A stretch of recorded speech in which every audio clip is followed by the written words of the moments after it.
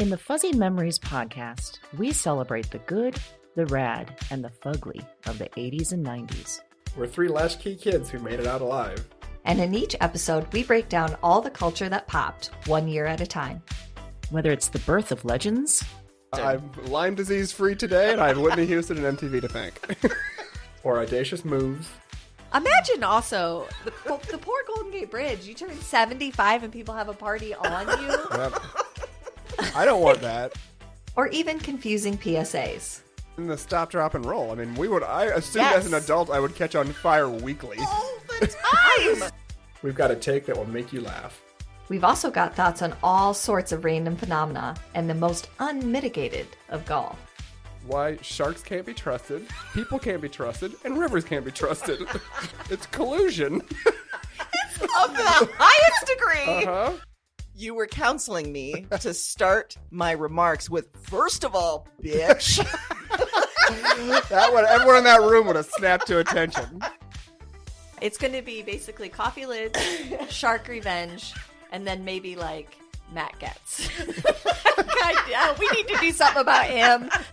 Join us every other Wednesday to celebrate the hits, the misses, and the misfits of the weirdest decades. If I could tell my 14-year-old self from 1990 that I would be eating in a Cheesecake Factory in Beverly Hills, I'd be like, we did it. We did it, Joe. We did it. Listen and subscribe to Fuzzy Memories on Apple Podcasts, Spotify, and your favorite podcast platform.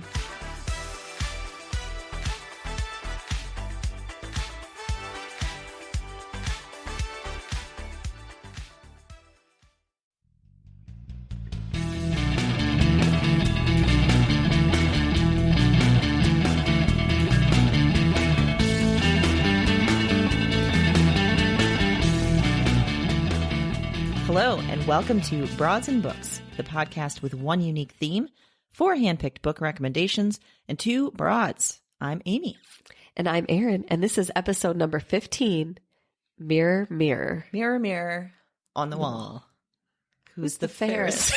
Of them all, which sort of feels like a direct hit. It really does. I'm sorry, my skin's see-through. That doesn't mean I want an evil witch after stop me. Being an ass. Yeah. Can I tell you that I found that queen in Snow White terrifying? But I thought you liked Mad I Queen. love Mad Queens, but she was terrifying. She is terrifying. Because she wasn't ragey. And No. that's... Woo! There's a different level of crazy when you can keep it in like that and then just be that calculated. You know what, though? I think that queen directly relates to our theme today because, like, she was internalizing all sorts of stuff. She was. You know? She was. And our theme today is all about body image. Body image. It's about how our bodies are viewed, the things that view does to us, like turn you into a crazy woman. A murdering, trying to poison murder apple your lady? stepdaughter. Yes, see? That's the logical next To step. be fair, in terms of body image, she was covered head to toe. She was. She was never letting anything out. Like, I don't know. Having a bad week. I'm just going to wear this, okay? Also eat this poison apple and die. But also insisting that the mirror tell her that she's the most beautiful one in the land. Which, correct me if I'm wrong, not to do a deep dive on Snow White, but did she put a spell on the mirror to be able to speak, or it's just one of those things that exists in a magical It's kingdom? one of those things you got to accept, Erin. Okay. Just let it happen. Because then I was thinking, I mean, we could make a magical mirror. You could just tape record nice messages and put it behind your mirror. Yeah. And then just be like, mirror, mirror, and hit play. Or you could, if you were fancy enough and got like a remote version, you could like turn it on and it would be like, God, yes, you are the fairest. And by that, I mean, you're pale. So you would go reality based. I would be like, have the mirror tell you some real great things about yourself. Like, hey, you know the way you're filling out those jeans today? Looking good. Looking good, lady. Mm-hmm. Oh, I feel like that could take a turn. You'd end up punching the mirror because it'd go too far. You'd be like, what? How dare you? We're forgetting we're recording these messages for ourselves. Oh, so right. maybe Yeah, it's not too actually far. a magical mirror. Wow, I really got off track there. Whew. Okay. Yeah, recording for ourselves so you could say anything. Yeah, that's true. But I don't mean, even maybe know we what could I look would into say. magical mirrors too. I mean, we could make one. We could harness some magic. Yeah. I mean, Do they have a good as it gets mirror?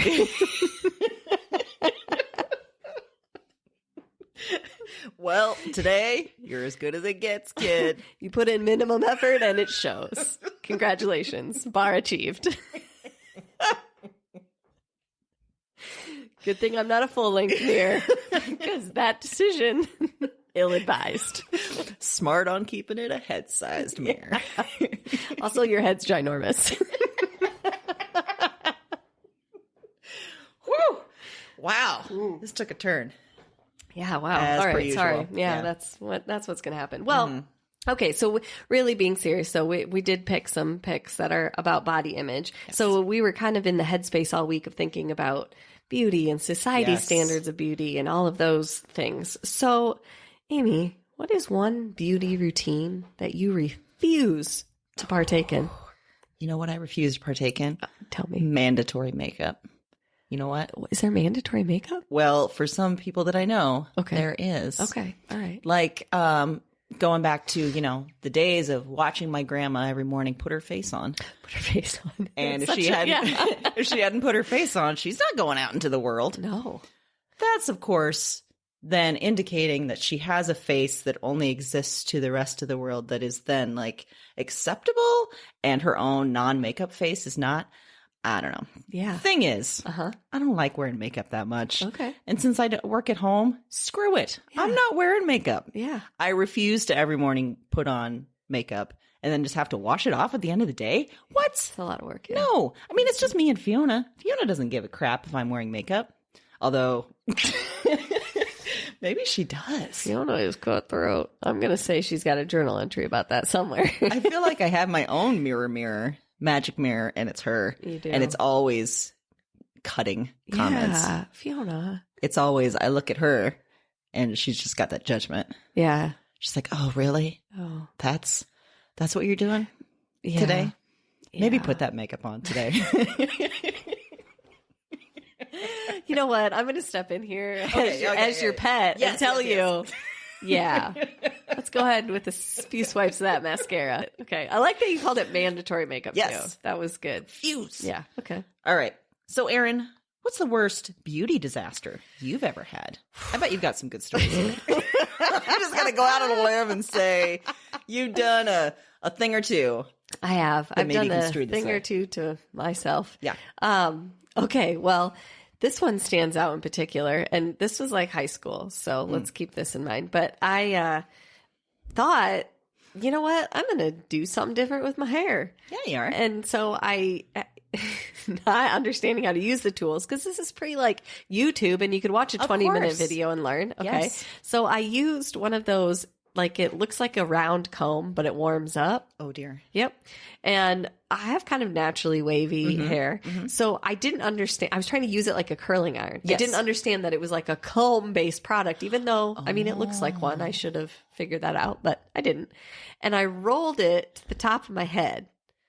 So I had hair like around a vacuum. You know, it gets sucked around. That's what essentially the end result was. Okay. And I panicked. Because I couldn't get it out, and then your hair is just like on a hot thing. It's starting to like burn. It's becoming a problem, right? So I did what I thought was the only logical solution, and I cut it. I cut it out. But I'm an idiot, and I didn't cut it. Like I cut the patch. I call it the patch now. It became lovingly known as the patch. my God. So I had like a piece of hair like right towards the top of my crown that was just like spiky and sticking up because I had to cut. I didn't even try to loosen it and maybe cut it so you could blend it like a bang. I just it went right down, cut it off, and then I had this patch that you can do nothing with.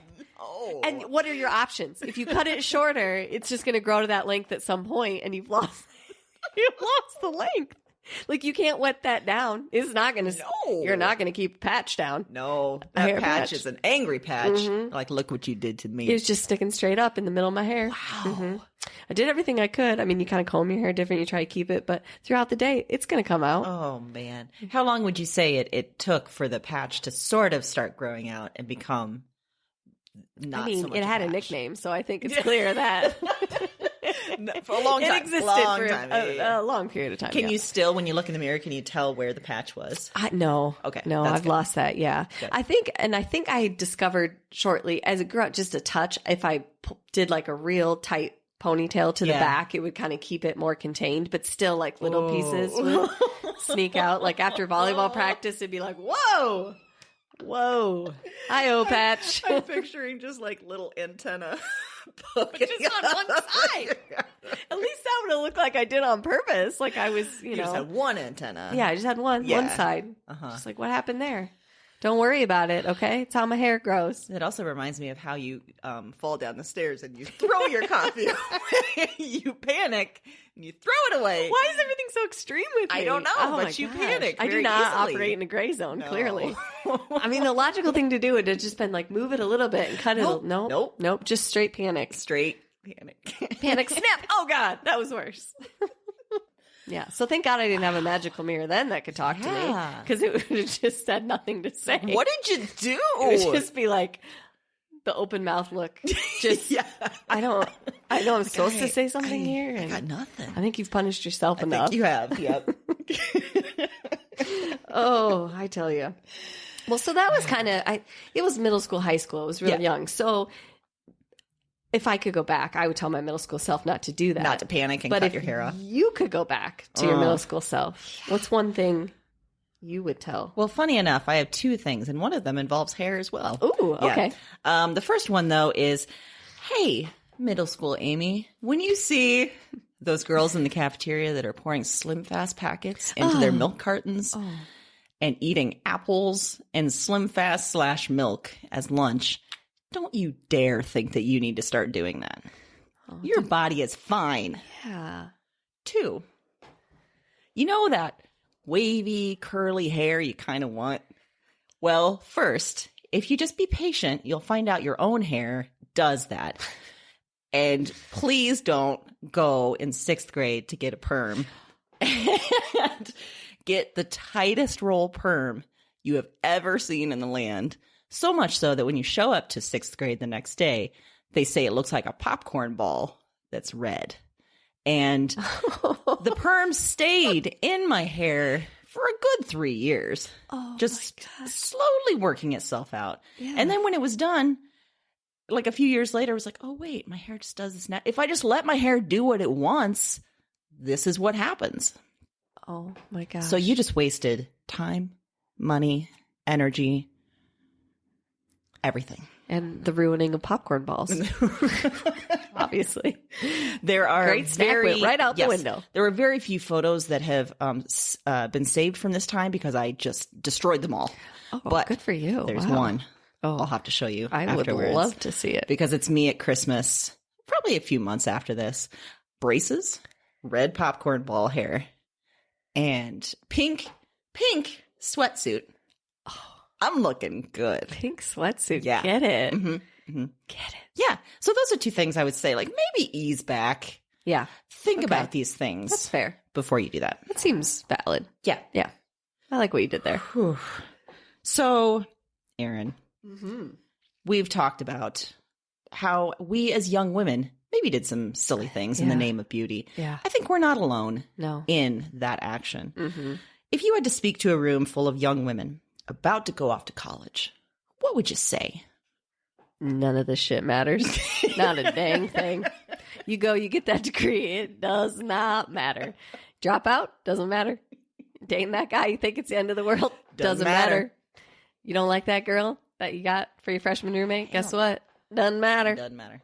Met some good friends? Good. That's great. That matters. The rest of it doesn't matter. You're absolutely right. None of it matters. All the things that you worry yourself over don't give a shit. Matter. You spend the time being you, doing what you want, and you'll come out the other side fine. Yeah. Don't waste all that time. That's what I say. Doesn't matter. So put that on the college poster. That's inspiration for you right there. I think every guidance counselor in high school should tape that and just, play it. It doesn't matter. Yeah. Maybe they could make me into a Successories poster. Yes. Just me, like the magic mirror face, and then just like, doesn't matter. I don't know why I'd have to be like that, but doesn't matter. Try out I different like how voices. your magic mirror got real deep. Oh, yeah. Like a deep baritone. I'm telling you, it doesn't matter. Somehow that's more convincing than me. Oh, it's more convincing. It just doesn't matter. It doesn't matter. You're absolutely right. Because by the time you get to college, all that stuff you did in high school, all the grades, don't matter. Once you get out of college, no one gives a shit about your GPA, about all the extracurriculars. No. It does not matter. All that time you spent worried about that poetry class that you were basically failing. Nobody cares. Nobody ever asked if I took that class. Nobody asked what my grade was in that class. Doesn't matter. And what's the statistics? Like how many people actually use their degree post? Very few, I'd say. Yeah. If you understand that it's basically a game to see if you can play a game, you'll be a lot better off. Yeah. Yeah. That's excellent advice. If you'd like me to come speak to your college-bound children, I'd be happy to. What I'd like you to do is speak at a college graduation and just be like, you know what? The last 4 years did not matter. Real quick, look under your seat. That's your student loan bill. And now I'm about to tell you something real crazy. You spent all that money and it doesn't matter. They let someone like me speak at your college graduation. So that proves to you. Shows to you what's really this matter. doesn't matter at all. You would be an epic college graduation. There'd be giver. like, I'm afraid that sometimes those situations I get a little too amped up. You know, I get a little crazy with power. I feel like I come out like 10 seconds in, mic drop, and then be like, oh God, I still have to use that. And then I'd just be trying to like shout. I'm thinking you'd be like the Kavanaugh SNL skit where like, I'm going to start at 11. I'm going to take it up to 15 real fast. Just flipping the pages in my binder. Not out of anger, just real excited. Yeah, but sometimes I can be mistaken that way. Sure. My amped upness. Yeah. Yeah. All right, well, Okay. I'm sorry about that. So, Don't apologize for anything. you're right, it doesn't matter. matter.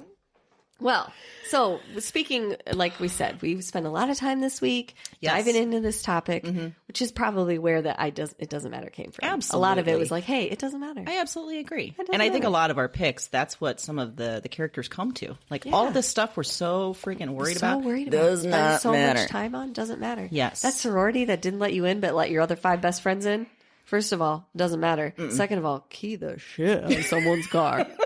I mean, what? All of their cars. Yeah.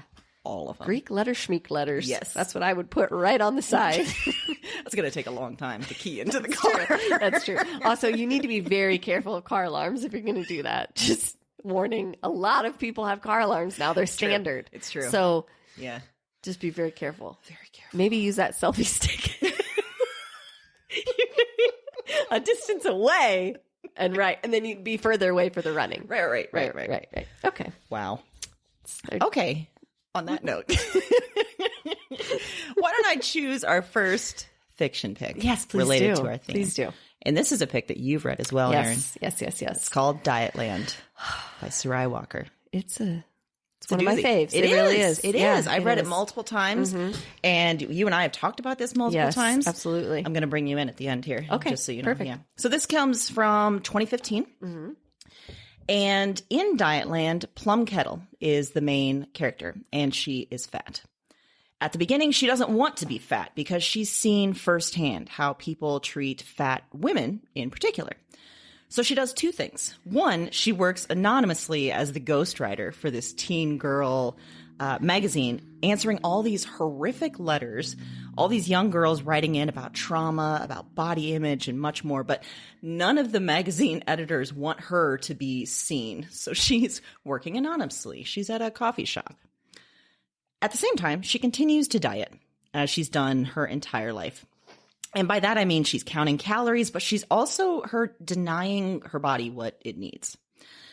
The goal for her is one day to be thin, and to live what she calls her true life. And in fact, she names that person. She pictures like a slim person inside of her named Alicia who will have the perfect life and the perfect partner, and everything will just fall into place.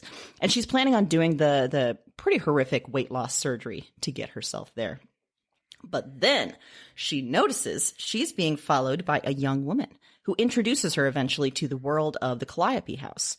That's run by the daughter of sort of a former Weight Watchers, Jenny Craig type diet guru. This woman promises that she's going to pay for Plum's surgery, But first, Plum has to do some tasks, like she has to go off her antidepressants. She has to do an extreme makeover. She has to go on some blind dates. Pretty painful. Yeah, that's rough. Meanwhile, there's some crazy shit happening outside in the world. There's a group of never charged rapists that are dropped from an airplane to their death. There's a news magazine that's held ransom until they publish nude pictures of men instead of women. Fair is fair. It's a guerrilla group going by the name Jennifer that's getting more and more intense. And as Plum continues to follow these challenges, they start to really make her question what's going on, what she's doing to her body, at the same time that the group is focusing on body image. So some truly bonkers stuff starts happening. As far as theme and why I chose it for this theme, I think it's probably pretty apparent, but there's a lot of reasons I chose this. Plum is putting her life on hold because she thinks that she can't be a person, a woman, a sexual being, a full functioning adult until she fits this standard for what women are supposed to look like. Mm-hmm. And I think all of you women listening will get this. I think all of us have probably felt this at some point in our lives. Maybe not to Plum's extent, but we understand the pressures that are put on what we're supposed to look like. Mm-hmm. We're supposed to fit this unachievable standard, right? Of like thin and beautiful and young and nubile and pleasing to the eyes of men. But Plum goes through this journey that makes her see just how disastrous this really is. One where she ultimately says, F this, in utterly glorious fashion. Meanwhile, the guerrilla group is doing all of these things, and the two stories become sort of intertwined, I would say. They do. Erin, you read and loved it. Yes, I did. What else would you say about it? Why do you think it fits this theme? What did you like about it in particular? Well, I think the biggest part for me is that, just like you said, it's so universal. It's this idea, and it's great at encapsulating where that comes from in society and pointing out that it's this idea, this pressure that you can't live right until this is handled. So put everything on hold. Yes. Until you get there. And there's this unachievable goal for everyone. Mm-hmm. That you can't have the fullest life. You can't have the best life. You can't have any of that until you're, at this level. Yeah, you're not unless you're doing of this. It. Yes. Right. Yeah. And there's not enough emphasis on what you're actually doing with your life. It's more about just what you present. Mm-hmm. And so there's, definitely a skewed value system there that I think is highlighted in this book in probably one of the best ways I've read. Yeah. And to me, and I think we've talked about this too, this, made me see a lot of things that I hadn't ever seen. It made me think about a lot of things I hadn't ever seen, especially when it comes to bodies and the size of our bodies. There was a show that was on briefly for that adapted Dietland. I would recommend, if you haven't seen the show or you haven't read the book, read the book. The book is so much richer. I think you get a lot more out of it. I think you get more of what you're supposed to get out of it. If that makes sense. Yes. Yeah. Yes, absolutely. I agree. I would wholeheartedly agree with that. Yeah. This is absolutely a book you have to read first. And what's great is, there's a lot of weighty stuff taken on, but it is an entertaining as hell book. It is. You are tearing through this because of the combination of the two plots, the sort of mystery, what's going on. Right. You get real invested in Plum very fast. Yeah. You're taken for a crazy ride. Yeah. It's wonderful. Mm-hmm. Yeah. It's a book that I couldn't put it down when I was reading it. I mean, it was like, just have to keep reading. Yes. Like, I don't want to stop. Yes. So very good. And it's a eye opener in a lot of ways, and things that it's just a different way of looking at it that really is able to say, oh, wait a minute. Yeah, that's right. Yeah, that is messed up. So I think that's a great talent in writing to be able to do that, to pull it off so effectively and still be entertained at the same time. Yeah. And in fact, Sarai Walker, I think she got her PhD in, now I'm completely forgetting the actual field, but it's very related to this. I think she did a lot of fat studies work. I think she did a lot of gender studies work, and it all came together into this just gripping novel. It's amazing. Which is, really amazing. I know. I every once in a while just Google her, look her up again, because I'm just waiting for something else by her, because her writing was so amazing that I'm like, what are you? So come on, are you doing something? Yeah. What's happening? If I was in her magic mirror, I'd be like, oh, right. Oh no, this magic mirror is gonna tell us to write too. Finish your book. Finish it. Stop dicking around on Erin's Instagram. Like, Erin, what? Why am I writing for her? Yes. Well, all right. The fiction pick that I picked this week is called 13 Ways of Looking at a Fat Girl by Mona Odd. Ooh. So this is a book. It was published in 2016. The main character, Lizzie, has had body image and self-esteem issues basically since she was aware that her body existed, as many women do, if not all women. Her friend, growing up through elementary, middle school, she has a really close friend that is always telling her, "Oh, no, you're the pretty one. I'm the one that doesn't look good." So you're already getting a sense of the female dynamics that are going on. So we follow her from young adolescence through adulthood in basically 13 vignettes. They're like 13 individual stories taken out of different points in her life. Oh, wow. So it's not necessarily a linear story in that, chapter by chapter, we're moving right along. It's like, here's a story from middle school. Here's a story from high school. Here's a story from young adult. And then maybe we go back to high school. So it's a very, first, the structure is very interesting just in and of itself, because it's almost like 13 chapters, but they're not really. They all stand independently. They could be pulled out as individual stories, basically. But we watch her struggle through the whole book with this idea of, again, I can't live my life until I have this perfect thing. And what is it going to take in my life to achieve that? So she goes through this transformation pretty early in the book where she decides that, she's going to do whatever it takes to have the quote unquote perfect body. So extremely restrictive diet, constant exercise, to the point where it's like an addiction. Like, it is all that consumes her life. It's all she thinks about. She doesn't go to social gatherings if there's going to be food there because she doesn't trust herself. I mean, it's such a weird headspace, but I feel like that part is encapsulated so well. The mental struggle and the internal struggle that she feels is, I felt like, the most relatable part. Whether or not you are happy with the size you are or you aren't, or you feel like somebody's telling you shouldn't be, I think everybody could relate to being in your own head and allowing that self-talk to prevent you from doing things that could otherwise be amazing. So I think that is fantastic. It's a very raw book. It's funny in some spots, but it's tough. There's a lot of spots that are really emotional, that the character is written with a lot of vulnerability, that the reader, it's not that she's a vulnerable person. It's more like you're getting to see that internal thought, which is a very vulnerable place for someone to be. But because of this, I wanted to specifically point out with this topic this week that, because we're talking specifically about society and some of the standards, I think books like this, books like Dietland, tough emotional topics that are so relatable, often direct criticism because people don't want to face it. They don't want to look at it. So for a little side extra, I went ahead and pulled a couple reviews of this book. Oh my God. To show you what I'm talking about and to explain why I think this book is worth it and why I think you should read it. So here's one. A pathetic take on the sullied, miserable creatures who inhabit the author's imagination.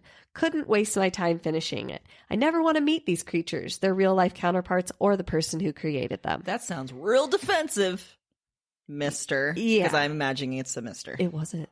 It wasn't? No. Oh, that's even I worse. specifically picked... Oh, no. Women. Now, granted, I specifically picked women because I wanted to take it to that level to say that that's the extra layer. Absolutely. Is beyond society, is that oftentimes... that's another thing. Yeah. Females are sort of taught to turn on each other or can almost be the worst critics. And to say, I couldn't waste my time finishing it. I never want to meet these creatures or their real life counterparts. Honey, everybody has this. Yes. These are not this. She in her own head and her own terrible thoughts. Everybody has that. So you already met it. You're looking at it in the mirror. You're going to go out to coffee with it later. Yeah. Like it's Every everywhere. single person. And the thought that, and that's what why I specifically wanted to read a couple of these reviews because of the criticism it drew, because they were basically saying there was nothing redeeming about this character because she didn't have this aha moment and say, oh, I don't have to do this anymore, or I do have to do it. No, you know what? It's real. Yeah. It's slim. It's quick. It's a snippet of someone's life. It's not supposed to be the end all be all about the topic. Yes. And that's so true because we're trained almost to expect stories like this, especially if it starts with a fat woman, like only at the end, if they lose all the weight, can they be happy or achieve everything they're supposed to achieve. And in this one, there was some of the opposite where they're like, she didn't learn the lesson that that's not everything that life's about. Oh, okay. Okay. Yeah. Because some people don't. No. I mean, yeah. So here's another one. Hoping to gain some helpful insights about what heavier women experience, I recommended this book to my book club. I should have skimmed it first. The positives. I was surprised to read how a formerly fat girl had as many self-esteem issues when she became thin. The book was short. The negatives, I had to hide the book from my teen daughters because the sex references are negative and show insanely bad judgment, and the writing is terrible.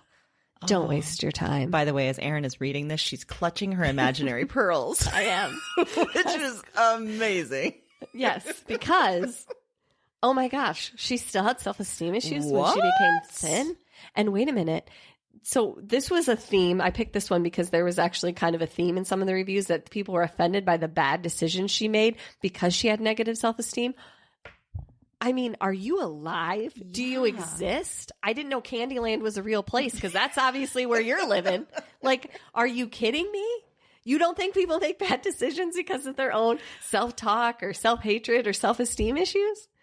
It seems so problematic on so many levels. First of all, what are you expecting from literature? Yes. And you know, again, yeah, that's not human. That's not real. Surprised to find out that a thin person could have self-esteem issues because I certainly don't. That's like what the line wasn't quite written. You're right. Yeah. There's a subtle undercurrent. Yeah, just a subtle and that's what we're talking about today is this all those subtle undercurrents that build up to a big thing in your mind. And it's people like this who refuse to be real, which is the reason why we still have this and why it's an important topic and why you should read these books and you should tell everyone to read these books and you should take it to every book club. Just don't join hers because it sounds terrible.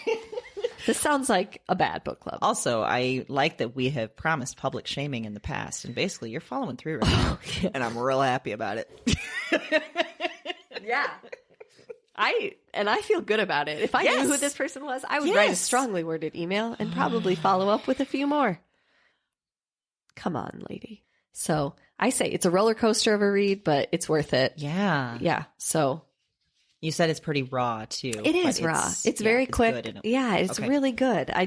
It's something really, it's different. It's a different take on it. Mm-hmm. Again, it's not supposed to be the encyclopedia of self-esteem. It's one story. So you bet there's some bad decisions, and I would challenge someone to let me know if you haven't made any bad decisions. Because we're going to say bullshit on that one. Yeah, I'm going to say bullshit. Mm-hmm. And or are you the sugar plum fairy? Because apparently we're all still in Candyland. You're very fairy tale and game focused today, and I like it. I am on it at Candyland Gumdrop Forest. Maybe part of it is you're kind of sick, so maybe your head, maybe it's all just... I am. I don't even know. Maybe it's all this allergy medication is just like, I'm in Candyland. Nothing sounds better than a gumdrop. Good Lord. You know what it made me think of too? What? Did you ever see the Care Bears phone? No. Oh gosh. Okay. It was like this cloud shaped phone. Oh. And you could pick it up and you push buttons and then like different Care Bears would speak. That's what this lady reminds me of. Like you need that in your kitchen. Just pick it up and be like, you're great today. Care Bear stare. She doesn't want a mirror. She wants a Care Bear phone. Yeah. She wants a Care Bear phone. And then if I ever got a hold of your Care Bear phone, lady, watch out. Oh, man. That sounds like a great revenge plan to me. Look at this Care Bear phone I bought you. Listen to all the messages. All of them right now. Every time. Oh. Yeah. You know, Erin, I love you, and sometimes you scare me. You know? As you were getting ready to read those reviews, there was a change on your face. Oh. You looked real steely. Yeah. You looked ready to go. I did. Like, oh, shit. Okay, here we go. Yeah. Yeah. Oh, yeah. Okay. Are you done? Yeah. Okay. Yes. Okay, I got to get back into my Candyland. Yes, Amy, what's your nonfiction pick? Just don't want to piss you off today. No, that's fair. Okay. I did just threaten to ruin Care Bear phones for everyone. All right. So for other genre picks, I chose a nonfiction pick. And the full title of this book I cannot say on our podcast because we tried to, maybe the evidence so far in today's episode doesn't bear the fruit here. We tried to stem some of our worst cussing impulses because off air, how would you describe us in our normal conversation and the words that we use? Dirty, dirty sailors. Straight up filthy. Filthy animals. So the book As I said, can't say the full one. It's called basically The F-It Diet by Carolyn Dooner. This is just brand new, hot off the presses. Hot.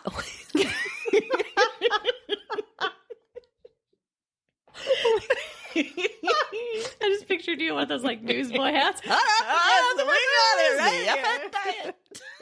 Candied nuts in the oven. So here, don't you dare let the title of this book fool you. If you for a second thought I was recommending a book about diets, you don't know me. I would have slapped her by now. It's fine. You don't know the broads. No, Amy would never do that to you. So the book here starts with a couple notions. One, dieting doesn't work. Not long term anyway. And another notion, we are all dieting, whether we really know it or not, no matter what it's called, whether it's called health, wellness, everything else that you can find on Instagram about, healthy bodies, blah, blah, blah, blah, blah. It's all dieting. And in fact, our bodies defy the entire idea of dieting. They see it as starvation. And our bodies are carefully evolved to weather sort of significant trauma, including starvation. So you restrict some food, you diet, you maybe lose some weight, you're going to gain all that shit right back because your body's like, nope, I'm hungry. I need to get out of this starvation mode. The info that Carolyn Dooner presented is kind of well established in a lot of scientific circles. There's some really great books to read that are called Intuitive Eating and Health at Every Size that I encourage you to read as well. What I like about this book, though, is she is funny as hell. She's very satirical, very sarcastic. There's a lot of the title in and of itself. Yeah. She says in her own experience, she was dieting for years, as so many of us were, until she just got to the point where she's like, F it, I can't do this anymore. This isn't working. Why am I even doing this? Right. Hence this in the book. She says that, if we think about all the things that we learn about food as a kid, as an adult, as a woman in particular, like we're not supposed to eat carbs, right? We're not supposed to eat sugar. We're not supposed to eat fat. We're not supposed to eat protein. It changes every freaking day. Yeah. Anyway. Yeah. We can't lose weight or we can't control our weight because we're weak, because we're lazy. We're just not trying hard enough. Yep. And honestly, this turns us straight up crazy. Yeah. Because, we can't figure out what's wrong. So we double down, we try harder, we fail harder. In her book, she cries bullshit on all of this. And she says when it comes down to it, our bodies are designed to take care of their damn selves. And if you think about it, like our bodies are doing so many things without our say-so. They're breathing, our hearts. Yes, I was just like, wait, what did I just say? Our bodies are making eggs and we don't even know it. I meant scrambled eggs, not like because they're making those eggs too, but Oh, dear. my body pops popcorn and I have no idea. Gets up in the night and it fries some steak. No. Our bodies are breathing. Our hearts are beating. We're fighting infection. We're creating waste. All of this without any of our say-so. So why do we try? Why do we prize this painful process of trying to control our bodies when it never is going to freaking work? No. What I really like about this in terms of our theme, obviously this has a lot to do with our body image and who we think we are, what our body image is telling us about who we are. I like her tone. I like the what the F aspect of this whole thing. It shows too how presumptuous and flawed our entire culture is. This sort of, it's based on the idea that we can control our bodies and that we should control our bodies, that we should direct all of our energy towards restricting what we're eating and working our ass off and everything. And then we're not spending that time becoming the actual person that we could be. We're not spending that time, curing cancer. Right. Writing books. Yes. Whatever you want to do. Perfecting the Care Bear phone. Perfecting the Care Bear phone. If you were worried about restricting your eating, Erin, you wouldn't be able to do that. No, I wouldn't. Mm-mm. So that's a flaw right there. Mm-hmm. Because the Care Bear phone would make me think of cotton candy, and then that would be all I could think about. Give me some cotton candy. She says that constantly trying to eat the smallest amount of possible is what we're trained to do, right? Yeah. Which is so stupid. It's a miserable way to live. It doesn't work, so F it. And what's great about this book is if this is all sort of brand new to you, if you haven't really thought much about diet culture, about, the way that we teach our girls and ourselves about body image, she just breaks it down real simple. Like it comes down to one thing, freaking eat. If you're hungry, eat. Your body needs it, and that's why you're hungry. So stop making yourself crazy. Just freaking eat. Yes. And by doing that, then you don't have to worry about, or you're going to have so much more energy to do all those things. You don't have to put your life on hold, which is what we were saying from our fiction picks as well. I think that I really enjoyed this book because I'd been reading a lot about diet culture and about, like our novel said, about body size, about what we think about body size. Just her tone was so refreshing. The way she went about it was wonderful.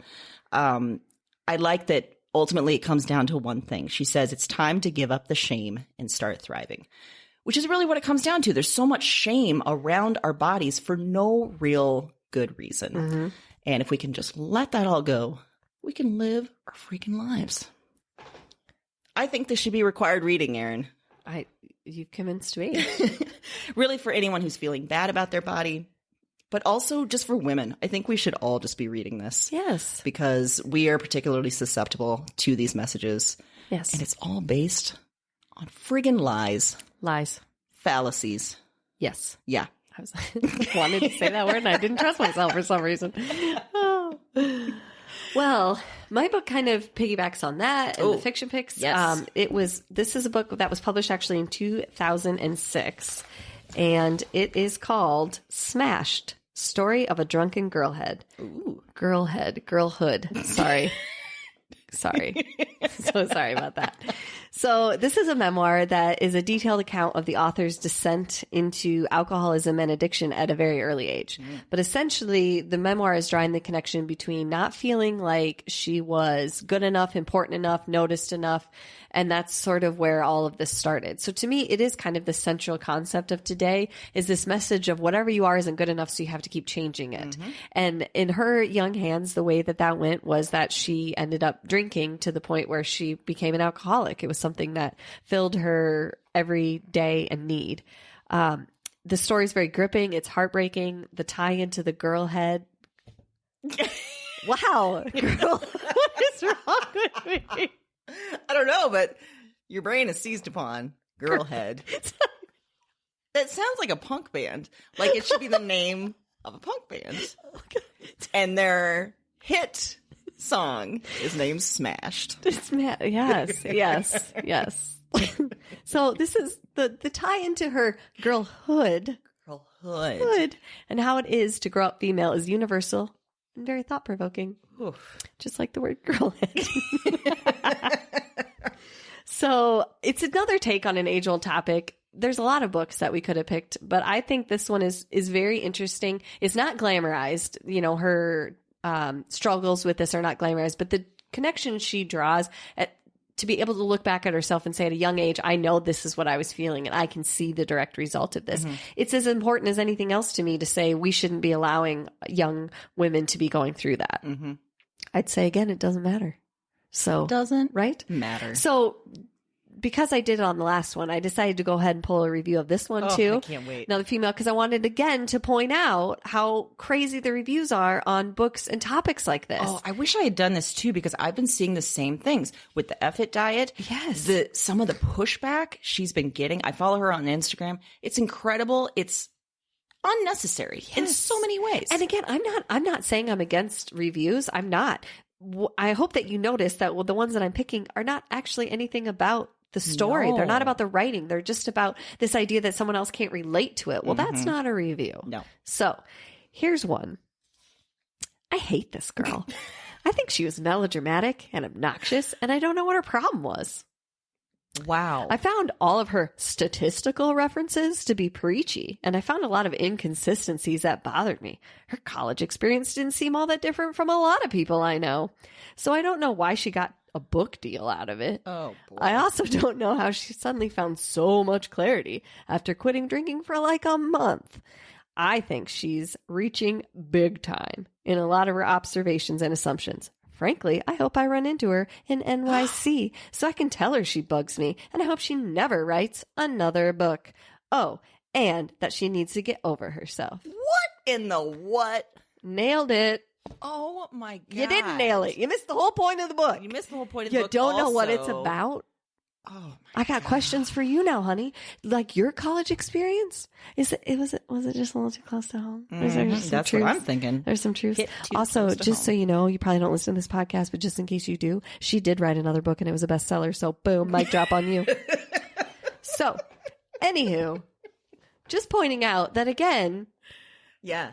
we're trained as part of society, and I feel like sometimes as females, to see the worst in each other. And someone was vulnerable and shared their story and drew Absolutely. connections. And what she got from it was, I hate this girl. What do you think about that? That it does seem like a lot of our picks today and in this entire topic, it is about vulnerability in such a raw way. And to see it just lambasted so publicly. But we know this happens. Like my pop culture pick, I'll talk about that as well. But Yeah, it's Mine too. it makes me hate humans. It's tough. It's a tough balance. But then, and again, I can't be hypocritical. Everyone's entitled to their opinion. And I certainly understand if you didn't like the book or you didn't feel like you personally could relate to it, I would challenge maybe another read of it. But if you can't, that's fine. But saying that you hate this girl or that That's you just think, I mean, you're uncalled not, it's for. not productive. And that's No. exactly what we're talking about today. This is exactly why we exist in this type of world. It's exactly why society is successful at these messages being drilled down into Yes. us, is because there's people that are willing to say something like this and not feel bad about that or not say, well, that's not valid. Yes. And you're right that I like that for the previous one and this one, you picked women who are cutting down other women. Yeah. Because yes, we are trained as part of our body image. It's a competition. Yes. We are supposed to compete against other bodies, Right. against other, just women in general. And it comes out in really ugly ways. It does. So, Oh, yeah, it's a good one. You should also, read it. I think you have a career as an audiobook narrator because first off, the way that you were reading that was wonderful. Watching you do it was even better. She was really getting into it on this end. Well, It I've was read wonderful. it. Yeah, I read that review a couple times because I couldn't actually believe it. I hope I ran into her. Like, That part Yeah. just sounds. I mean, you joke about stalking, but this lady isn't joking. Yeah. Yeah. it's like, I don't know. I should got a book deal out of it. That sounds like someone who's gotten a book proposal rejected. Exactly. Sounds like someone who wrote their own memoir that was shit. Yeah, Yeah. exactly. Oh, All right. wow. Bring us into some pop culture. I sure will. Okay. And you know what I'm going to pick? What? It's a show starring Broads and Books favorite, Adie Bryant, on Shrill on Hulu. I know you just started it. I just started which is it. very exciting. That's I can't wait to crazy that- hear yeah. what you think of it as it Uh-huh. continues. In Shrill, Annie is a woman who is fat, who works as a reporter in Portland, and she's pretty comfortable with herself when it comes down to it. But over the course of 6 episodes, she decides she's sick of being told by others to hate her body. Because really unconsciously, it makes her feel that she's not worthy of things. Everything we've been saying this past hour. Annie is in a weird relationship where he pretty much hides her, and it's pretty hurtful to go through that, but she's been accepting it. No longer. Yes. She's in a working relationship where the boss looks down on her. She starts challenging that in some really great and public ways. I can't wait until you get to that episode. When she starts to write about this, she gets some really vicious, truly terrible online trolls. Those kind of comments that you just read, but to the umpteenth degree, Yeah. both men and women. Just people that are horrified that a fat woman could be confident in herself, defy standards, and still be living in the world. There's a lot of similarities from Shrill to Dietland and a lot of our other picks. But because Annie, in many ways, isn't letting herself live a full life until she really digs in. And there's some really beautiful moments that I can't wait until you see, and really any of our listeners. There's one where there's a pool party all for fat women. Annie goes at first in a full, long sleeve shirt and jeans because that's the way that she's been taught to sort of cover her body when it comes to these situations. But there are these beautiful women in swimsuits, dancing, swimming, drinking. And by the end of it, she is dancing her ass off in a swimsuit, swimming. It's absolutely glorious. There's another scene where she has, and I'm not ruining anything, just, Fine. there's another scene where she has some really good sex, unexpected sex with a pretty hot dude. And afterwards, she goes to the kitchen and she eats some freaking noodles. And the look on her face of just feeling her body, feeling real good in her body, feeling Get it, like girl. I am enjoying what just happened. I'm enjoying the food I'm eating. I'm pretty happy with myself and my life. It is absolutely glorious. Wonderful. Yes. It's based on the book of, and have you read? I haven't. Shrill? That's what Okay. I was going to ask you. Yeah. Okay. And I think it's a book of essays by Right, Lindy yeah. West. And I know that this is therefore sort of an adaptation, a fictional adaptation, but I know that Lindy West was also very involved in the production of this. So it's just an absolute, very quick 6-episode, half-hour each binge. Go for it. It's wonderful. Great. I'm glad I already started it. Just keep going. All right. Well, my pop culture pick this week is a documentary. It was released in 2016. It's called Embrace, and it was released by an Australian photographer named Taryn Brumfitt. So essentially, she had 3 children pretty back to back pretty quick. So she said prior to that, she was aware of kind of the society standard, but she just didn't pay that much attention to it. And then after she had her kids, she had this desperation to get back to this pre-baby body. Like, I got to get back. I'm not happy with myself. I got to do this. So she had a friend who was a personal trainer. And this friend suggested that, well, why don't you enter like a bodybuilding competition? Then you'd have like this goal. You can work out with me. So she does. And she spends umpteen months restricting her diet severely, spending tons of time at the gym, gets this crazy bodybuilding body, basically. Goes to the bodybuilding competition on stage, has like a aha moment of, I'm not any happier than I was before. I'm actually less happy because I spent all that time away from my family. I sacrificed social outings because of food related things. I sacrificed time with my family because I was making or preparing special things. And I did it under this guise of being healthy. But in reality, I'm not any healthier. I've done crazy things to get to this stage. Probably unhealthier. Right. Yeah. Yeah. And so she decides, you know what? I'm done. I'm not going to do it anymore.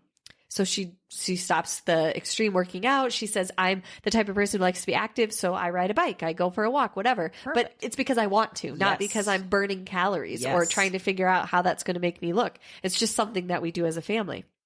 So she was out to dinner after this happened with some girlfriends, and they were talking about this post-baby situation and not feeling good about themselves.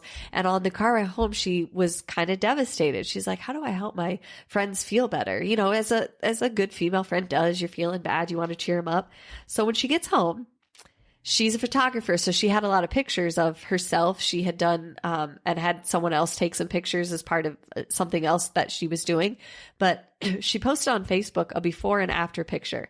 Now, when I say before and after, for most people, that is usually an overweight person and then a person that's thin, and they look night and day emotionally. Like, this person's unhappy, this person's happy. Magic, right? So she did the opposite. It's a before and after. The before is her bodybuilding picture, and the after, she's naked. I mean, all of the certain important parts are covered up, and it just shows her in her natural state as she is, which is obviously not this, crazy bodybuilding body. And she called it her before and after. So she describes in the documentary the moment when she posts this, and like her husband phone, her phone, the computers all start dinging. Whoa. And it goes viral. It's really funny too. They do an interview with her husband. He's like, I didn't even know what going viral meant. So it goes viral because everybody is just floored that someone would put this out there and post it. So she decides, because people start writing her and saying, oh my gosh, this meant so much to me, and tell their stories, that she's going to turn it into a documentary and travel around the world and hear people's stories of their aha moments, or moments that they were shamed because of their body, or shamed because of body image, or when they finally decided, no, I've had enough. And she talks to celebrities, she talks to supermodels, she talks to regular average, people on the street. She does all of it. So she travels. The documentary is all these interviews. There's this great moment where she runs a marathon. And she dedicates it to the trolls and the fat shamers and the health shamers that tell her she's not healthy because she doesn't look a certain way. Because obviously, as you would guess, as I've said about the other things, she got an enormous amount of negative feedback as well from people. So that's what the story is. That it's an 1.5-hour documentary. It is brilliant. It's simple. It'll make you think. You love her because she's just so down to earth, and the interviews she gets and the things that these people have to say are fascinating. I mean, she talks to, at one point, she talks to a model who is considered plus size, even though she's the average size of, every American woman.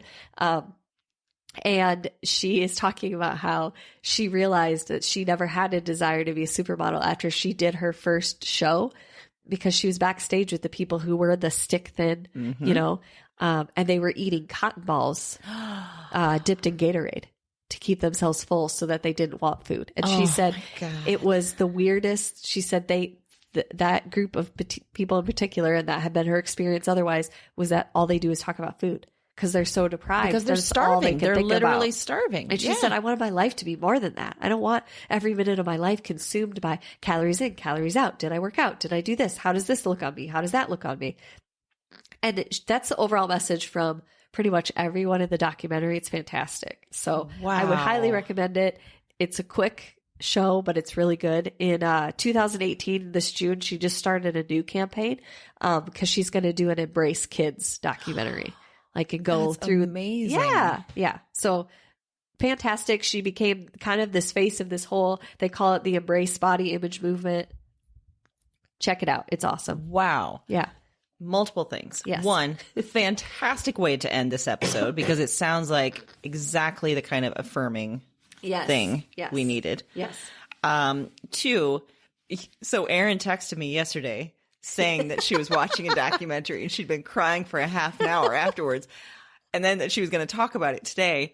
I thought this was going to be terribly traumatic. I'm so glad that this was sort of a happy cry. It was. It was just like a really, well, it was a double. It was a dual cry. And I get that. I'd feel the same way. Oh my gosh, that's so wonderful, which can make me cry. And then it was also like, people are the worst. Because it's towards the end, they were talking to her husband about some of the things that were written about her and how devastated he was for her and how angry he was. Because one of the things was specifically that they talk about was somebody, because it was the before and after picture, wrote, I feel sorry for her husband because he thought he did pretty well. And then it turned out, oops.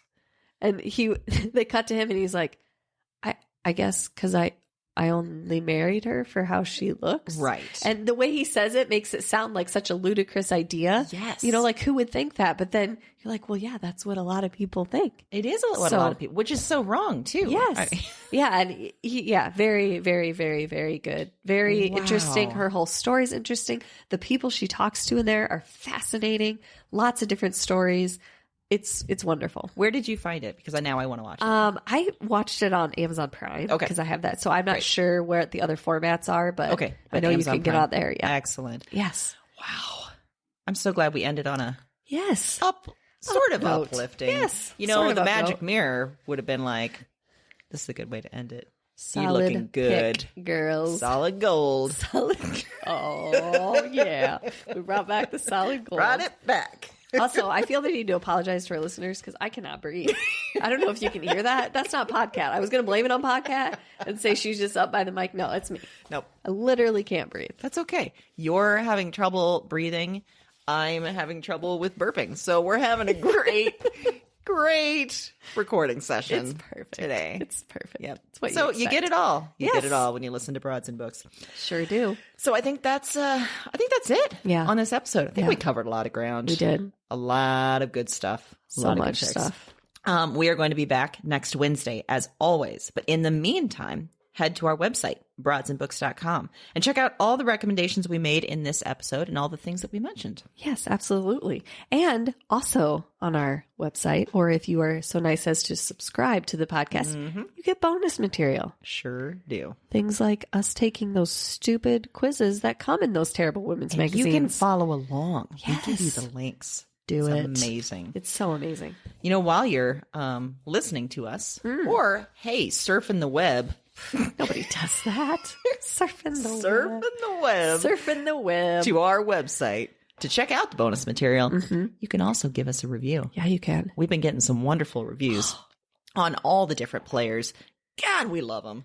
Every time we get one, I know, Makes my whole day. get giddy. I do. And you can make us giddy. And you shoot right up to the top of my favorite people list. Sure do. We have a list. Yeah, I and do. you're on there. I don't think I don't. Keep a notebook. So get on that list. Yes. Leave us a review. We'll love you forever. Maybe you're not ready to leave a review. Fine. Okay. Listen to our backlist. You'll leave a review after that. For But sure.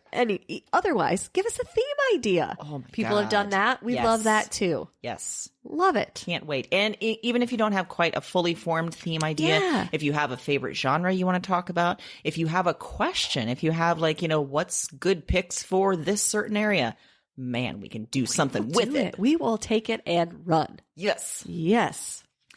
So you can do that by contacting us via email, which you can find on our website. Yes. Or reach out to us on Facebook, Twitter, Instagram, all the places. Everywhere. Mm-hmm. Happy reading.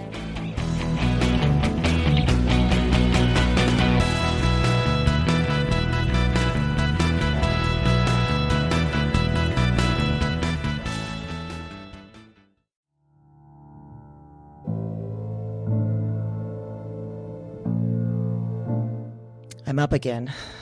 Same night, another dream. Before trying this recording thing, I didn't remember much of anything of these dreams. I didn't remember much from any of the women. And one night of doing this, and it's broken things open. The dreams they're in me, and they're coming out of me, and Talk to me. I am not broken. I am the most whole, most real. cause their despair. I wait for the word. Witch. Look at the mad woman in her cage. She was a woman with holes inside her. That was the heaviest factor, the final evidence, the heart of the issue. Somehow, you understand this. You hear me. Wherever you are, whatever this is, you... This isn't a dream journal anymore. It's not. It's just fact. Because now this is some sort of record. What are these dreams? Maybe there's a better question. Who are these women?